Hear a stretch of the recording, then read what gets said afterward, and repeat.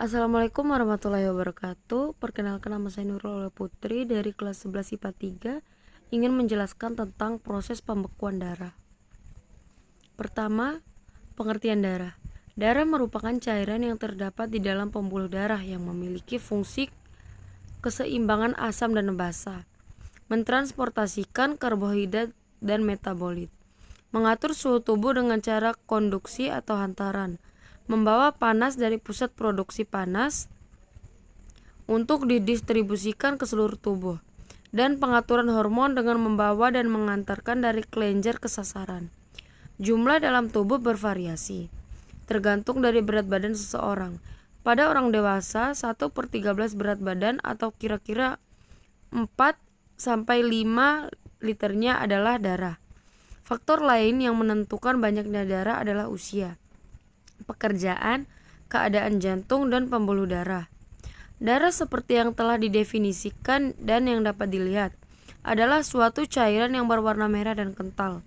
Kedua sifat utama ini, yaitu warna merah dan kental, yang membedakan darah dari cairan tubuh lainnya.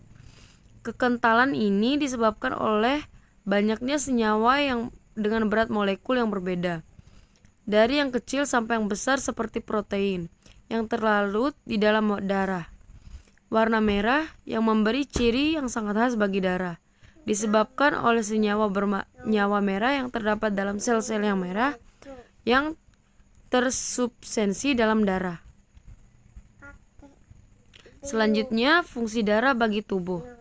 Pertama, alat pengangkut gas pernapasan, oksigen dan karbon dioksida, air, zat, makanan, dan hormon. Oksigen dari paru-paru diangkut darah dan didistribusikan ke sel-sel. Kemudian karbon dioksida yang dihasilkan oleh sel-sel diangkut ke paru-paru untuk dibuang setiap kali kita menghembuskan nafas. Darah berfungsi mengangkut hormon yang disekresikan berbagai organ dalam pembuluh darah untuk disampaikan ke jaringan. 2. Alat imunologi sebagai pertahanan tubuh dari mikroorganisme dalam kurung virus, bakteri, jamur, dan lain-lain. Sel darah putih tertentu mampu menghancurkan patogen dengan cara fagositosis.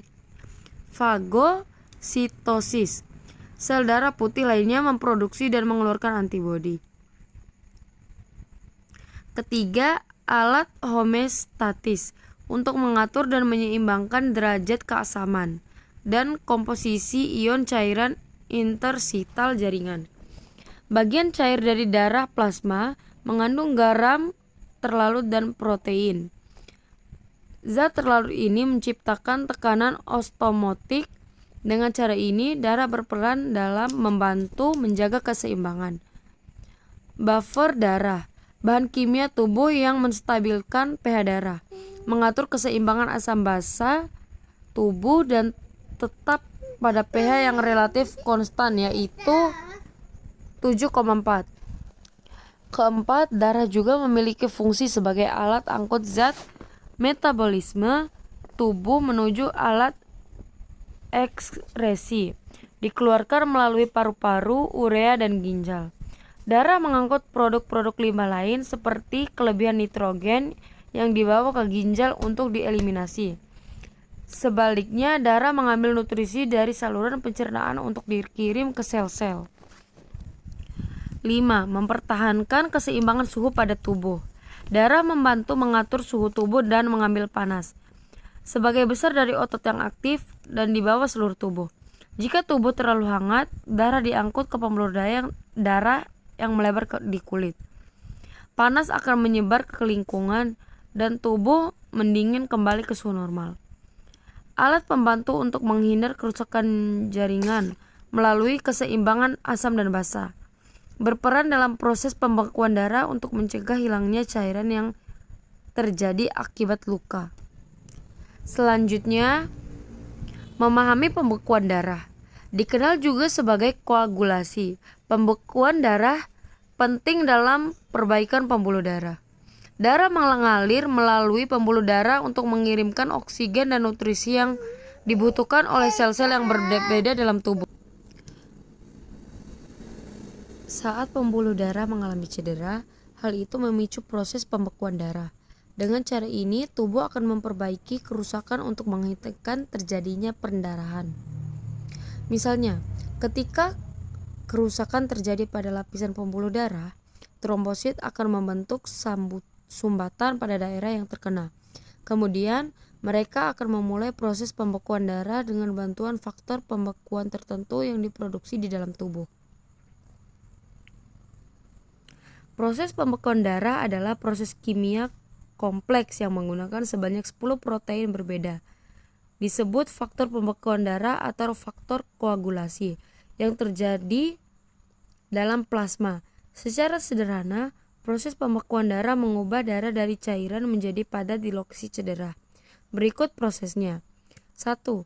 Luka pada kulit atau luka dalam menyebabkan robekan kecil di dinding pembuluh darah dan mengakibatkan pendarahan. 2. Penyempitan pembuluh darah. Tubuh akan menyempitkan pembuluh darah untuk mengendalikan pendarahan yang terjadi. Proses ini akan membatasi aliran darah ke daerah yang terkena. 3. Sebagai respon terhadap cedera, tubuh mengaktifkan trombosit. Pada saat yang sama, sinyal kimiawi dilepaskan dari kantung kecil di dalam trombosit untuk menarik sel lain ke area tersebut. Mereka kemudian membuat sumbat trombosit dengan membentuk gumpalan bersama-sama. Protein yang disebut faktor von Willebrand membantu trombosit untuk melakukan saling menempel. Faktor fibrin. Ketika pembuluh darah terluka, faktor koagulasi atau faktor pembekuan dalam darah diaktifkan. Protein faktor pembekuan merangsang produksi fibrin, yang merupakan zat kuat seperti untayan yang membentuk gumpalan fibrin. Selama berhari-hari atau berminggu-minggu, bekuan fibrin ini menguat dan kemudian larut saat dinding pembuluh darah yang terluka sudah menutup dan sembuh. Pembekuan darah adalah proses penting yang dapat membantu mencegah kehilangan darah akibat cedera. Bila ada masalahnya pada bagian manapun dari proses tersebut, hal itu dapat menyebabkan komplikasi berbahaya seperti kehilangan darah yang parah.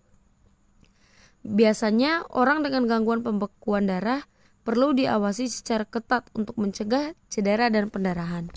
Sekian yang dapat saya